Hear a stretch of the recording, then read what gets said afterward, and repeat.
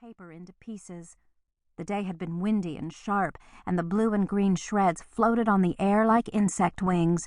I chased each piece, then shoved them deep into my pocket and ran to Clara's house.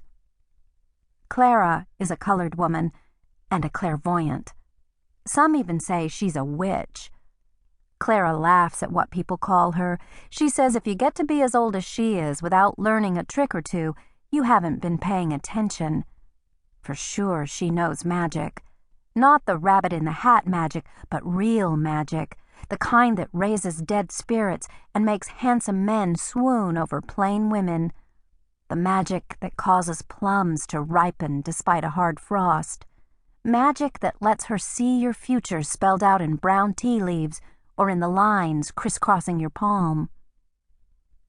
Even though Clara doesn't live far, I'm not supposed to walk there alone, through the colored part of Granby. It's not just a rule at my house, but one that everybody knows. We go to school with black children and sometimes shop at the same stores, but most things are done as they always were, separately, with doctors and churches for whites and a different set for coloreds. No black man in his right mind would walk into a church full of whites. No white woman would dare let a colored doctor see her naked, or even let one give shots to her children to keep them safe from measles and smallpox. A white girl isn't safe in a neighborhood full of colored boys, Mary Roberts told me on the playground. I didn't ask what black boys might do that white boys wouldn't.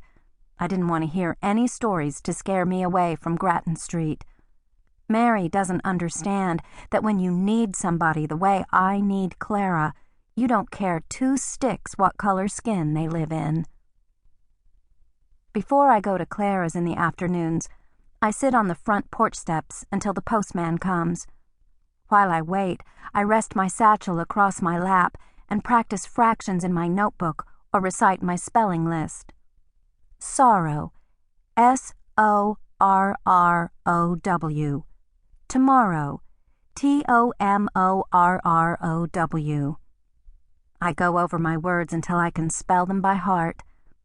Sometimes I read my lessons, sounding out the words I don't know, because I'm afraid to ask Mama. Her nerves are wound tight as a watch. I don't want to upset her. She might cry or take off her clothes. I'm always afraid she'll drop the baby. Sometimes Mama does things to hurt herself. She gets carried away. Once, while sitting at the kitchen table to write a grocery list, she scratched her wrist with the pencil until it bled. The more it bled, the deeper she pressed the lead point into her skin. Daddy had to wrestle the pencil from her, then bandage her wrist and give her a shot to calm her. I'm not strong like Daddy and might not be able to stop her. Besides, now all the needles and medicines are gone. The sheriff took them when he came looking for Daddy. Where Mama is concerned, preventing her bad moods is the key. If we keep everything around Mama even and safe, she won't sink too deep, Daddy had said. A lily caught in a hurricane was how Daddy described Mama. If we calmed the winds around her, she would be fine. Remembering what he taught me, I walk on tiptoes and speak in a low, soft voice. When washing dishes, I make sure not to let the pots and pans bang together. No running through the house or slamming doors.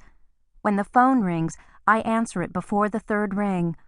I don't ask for lunch money or help with homework, because Mama is prone to headaches and the light makes them worse. It's important to keep the lamps burning low and the curtains drawn shut.